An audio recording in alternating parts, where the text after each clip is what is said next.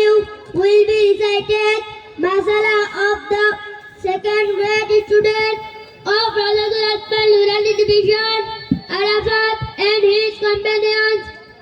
I request you to come to the stage. এখন আপনাদের সামনে মাসালা পাঠ করে শোনাবেন রাউজাতুল আতফাল নুরানি বিভাগের দ্বিতীয় শ্রেণীর ছাত্র মোহাম্মদ আরাফাত ও তার সঙ্গীরা। আমি আপনাদেরকে মঞ্চে আসার জন্য অনুরোধ করছি। আসসালামু আলাইকুম ওয়া রাহমাতুল্লাহি ওয়া বারাকাতুহু।